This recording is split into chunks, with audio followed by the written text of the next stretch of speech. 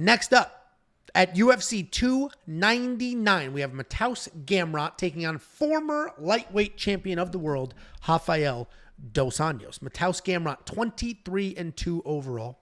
4-1 in his last 5, with the only loss being a very close decision to Beneil Dariush. He's taking on Rafael dos Anjos, RDA. 32-15 in his career, 3-2 in his last 5. He is coming off that main event loss to Vicente Luque. This is an interesting fight. I'm always very high on Mateusz Gamrot. I think I have picked him to win in every single fight he's been in, including the Beneil one, which I think he won that fight, but fine, he didn't. Very high on Mateusz, and that's because of the wrestling. I tend to favor wrestlers, and this guy is a non-stop wrestler. He will get hit. He will get dropped. He has 8 fights in the UFC. He has literally been knocked down in 4 of them. But he bounces right back up like a Super Bowl. Just boom, like he's up, ready to go. It's like flash, fall to a knee, stand back up. So they do record him as knockdowns. They look like knockdowns, but it's not like, oh my God. Like it's amazing how fast he is just back into that fight. Shooting takedowns, relentlessly setting a pace. His striking is actually not bad. It's technical striking. It is there. He can make stuff happen with that striking, but the wrestling is what separates him from everybody else. He is coming off that win over Rafael Fiziev, where he beat that dude's ass and stopped him in the second round. It wasn't even close. And that is before you guys go bananas. There was a freak injury, and he actually lost the first round on all 3 judges' scorecards, and the freak injury for Fiziev happened in the second round. Damn. This is a different matchup. This is a very different matchup. Rafael dos Anjos is not Rafael Fiziev, but Rafael dos Anjos is the former champion of this weight class, incredibly well-rounded. He is a grappler at heart, but he has obviously over time, over 47 fights, has developed other skills. Is that in your script, or you did that quick math? I did that quick math. I did the quick math on the Quick Picks video, and I did it again here. I did. Ever since I stopped drinking, I really, like, it is just, it's a beautiful mind. What is 568 times 2.5764 divided by 3? 568 times 2.7 divided by 3. 296. Holy shit, that's fucking right. I know. Holy shit. Anyway. Oh my God. It's a whole, man. Holy shit.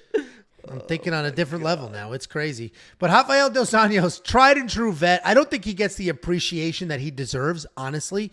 Former champion of this weight class. The guy missed out on a life-changing payday. He was supposed to fight Conor McGregor for the belt.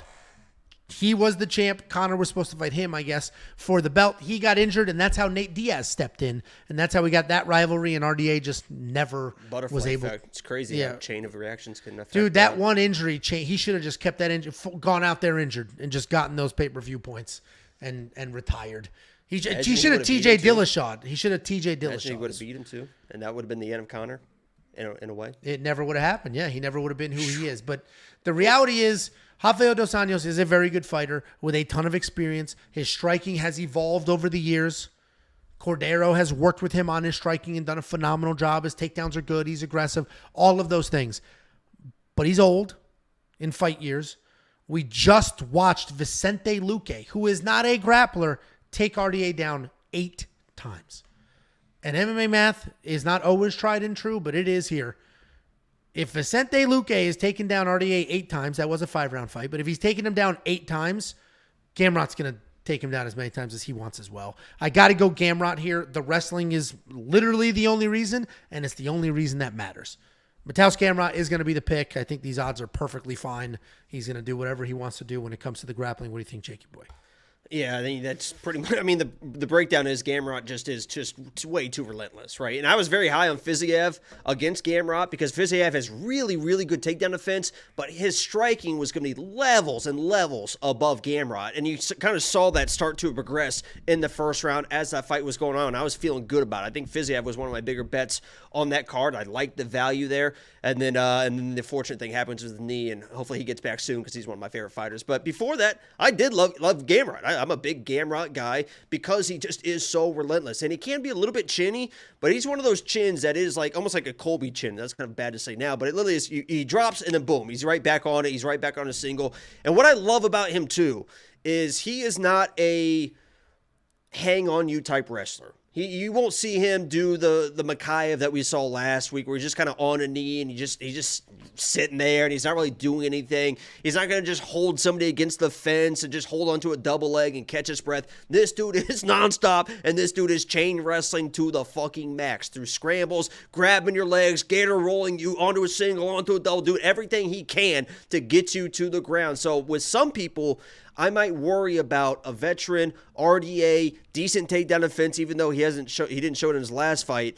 If Gamrot was just holding, we've seen those type of fighters lose decisions before. But Gamrot isn't really a holding type wrestler. He's going to keep moving. He's going to keep the action going. And that's why I feel pretty safe with him against RDA. Obviously, anybody's going to be live, especially a former champ like RDA.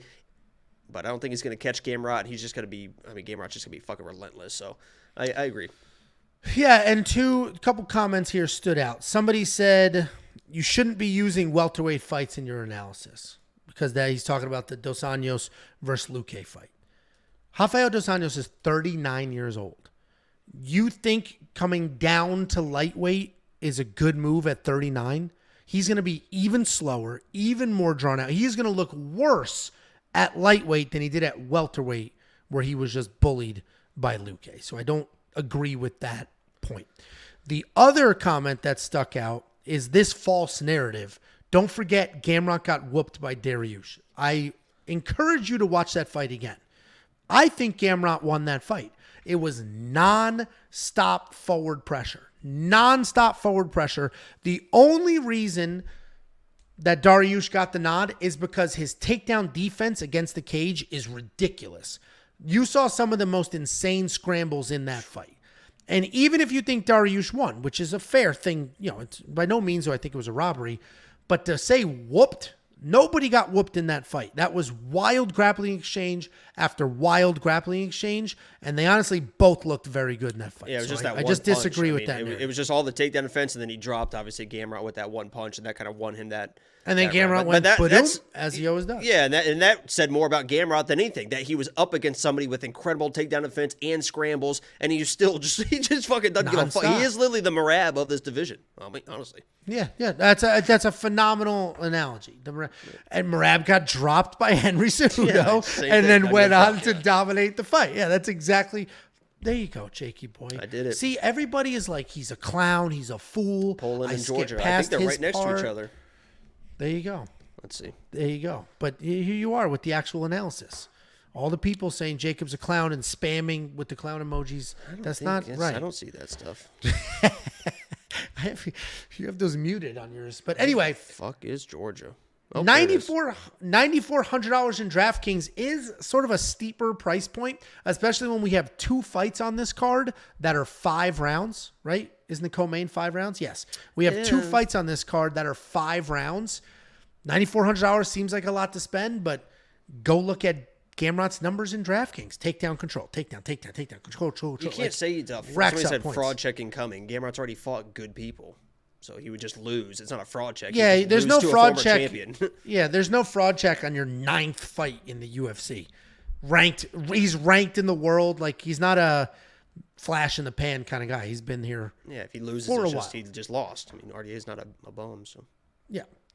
If you do want to unlock the picks, the bets, the round line leans, and more, I believe there is some action on Gamrot. Go to WeWantPicks.com. Click Become a Member at the top. You'll get everything you could ever imagine and then more. We also have a Discord. The Discord's 100% free. But if you are a premium member and you link your account, you can get alerts to your phone when we do place bets. And I'm in there every single day, all day, every day. Yep. That's what I do. There you go. Well over 500 people watching us live. Thank you all very much. Like the stream if you haven't liked the stream. Shake your titties if you got them. Grab them if you got them. Rub them if you got them. Oil if you got them. Yes, there are new people. Anytime we do, I just said there's 500 people watching live, astronomical number, and then you do that. I know. If you're new, I'm sorry. Like it's a Tuesday at 10 o'clock. I know. And you're like, sometimes I forget it's not my live streams, Angelo. I just get excited. Before you go, let me give you $50. Anybody who goes to WeWantPicks.com/bets and signs up with any one of our affiliate partners gets $50 as a thank you. Use the link, sign up, make a deposit. We send you $50 as a thank you.